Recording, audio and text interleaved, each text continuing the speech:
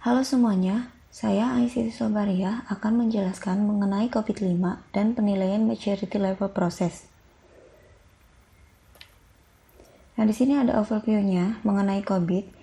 Yang pertama adalah COVID itu merupakan panduan kerja dalam pengelolaan teknologi informasi yang disusun oleh ISAKA dan IT Governance Institute.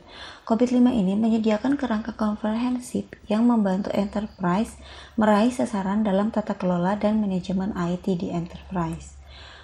COVID-5 ini bersifat umum dan dapat diterapkan pada berbagai ukuran enterprise, baik bersifat komersial, non-profit, maupun pada sektor publik.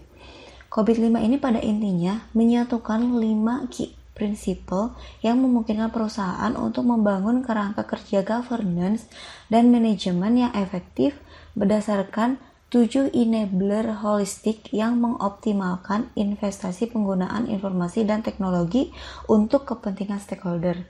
Nah, di sini ada evolusi COVID yang diawali dengan pada tahun 1996 COVID-1 mengenai audit, kemudian berevolusi sampai COVID-5 pada tahun 2012 mengenai governance of enterprise IT. 5 prinsip dari COVID-5 ini, yang pertama itu adalah memenuhi kebutuhan stakeholders. Perusahaan menciptakan nilai bagi stakeholder mereka dengan menjaga keseimbangan antara realisasi manfaat dan optimalisasi risiko, serta penggunaan sumber daya. Nah, COVID-5 ini menyediakan semua proses yang diperlukan untuk mendukung terciptanya nilai bisnis tersebut melalui penggunaan IT.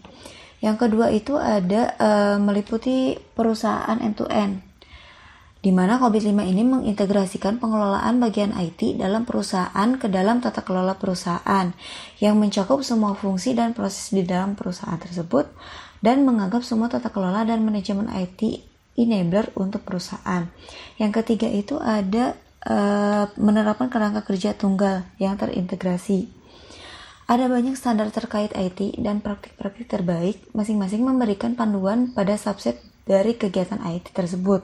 Nah, di COVID-5 ini dapat berfungsi sebagai kerangka kerja yang menyeluruh untuk tata kelola dan manajemen IT perusahaan.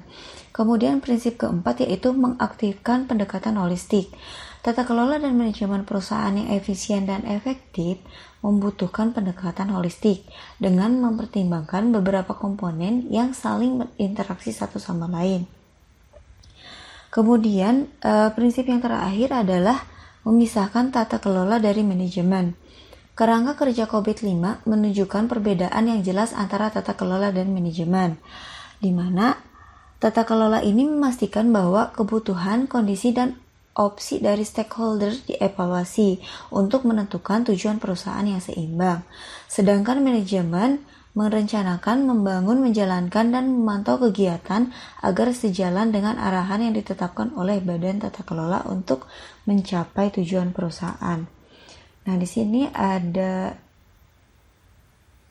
7 enablers dari COVID-5.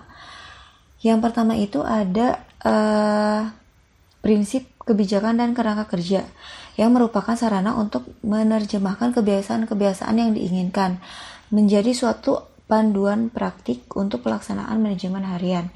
Nah, yang kedua itu ada proses. Proses itu menjelaskan serangkaian aktivitas yang terorganisasi.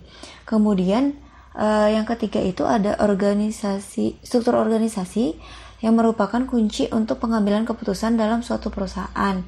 Kemudian yang keempat ada budaya, etika, dan kebiasaan yang merupakan salah satu kunci sukses dalam aktivitas tata kelola dan manajemen ini.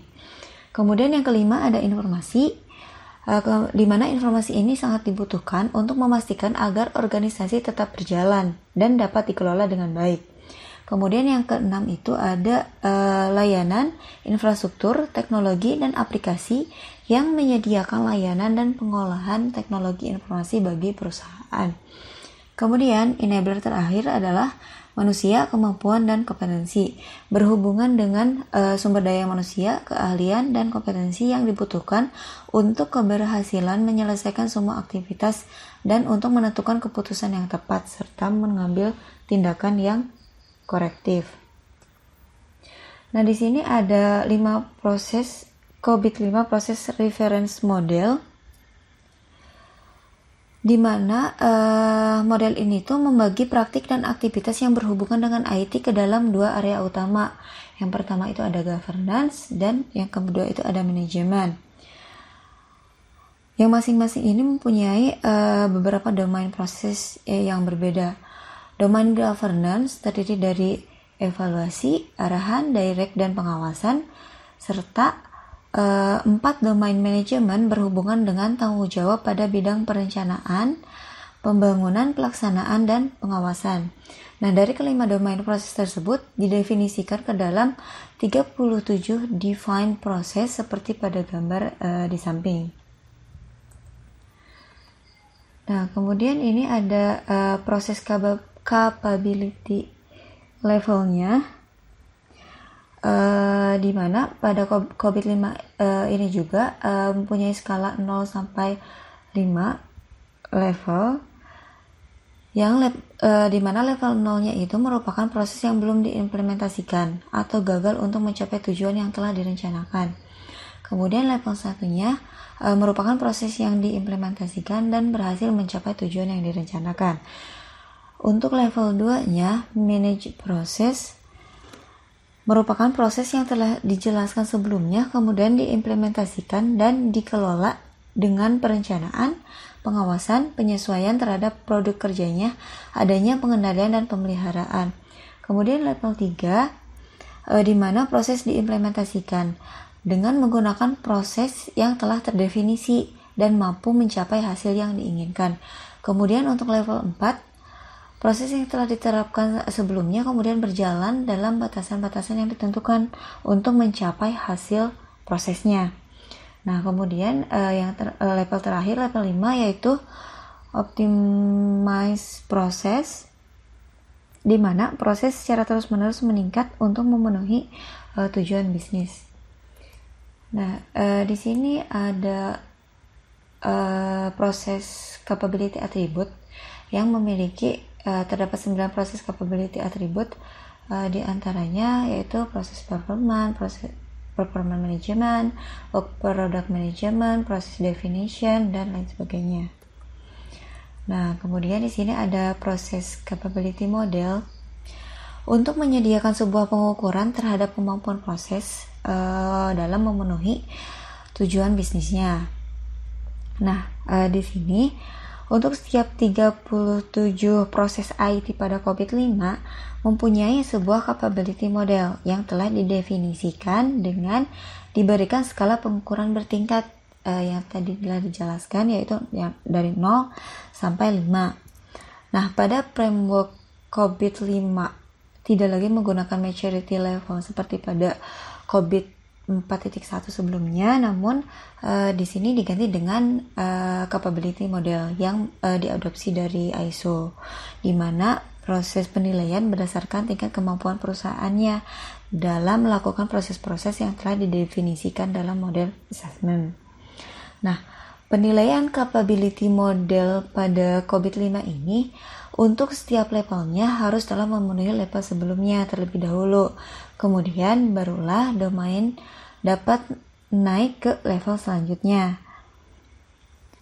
Untuk setiap level dilakukan proses assessment model sesuai dengan 3 capability indicators, yaitu generic practice, generic resource, dan generic work product. Nah, kemudian setelah itu perlu dinilai berdasarkan proses outcome-nya, best practice sama work product yang meliputi input sama output-nya. Nah, untuk penilaiannya di sini menggunakan rating scale sama dengan proses pada COVID-4, di mana N itu merupakan pencapaian dari 1 sampai 15%, P itu lebih dari 15 sampai 50%, L itu lebih dari 50% sampai 85%, kemudian flip itu lebih dari 85% sampai 100%. Nah, ini referensi yang saya gunakan. Sekian presentasi dari saya. Assalamualaikum warahmatullahi wabarakatuh.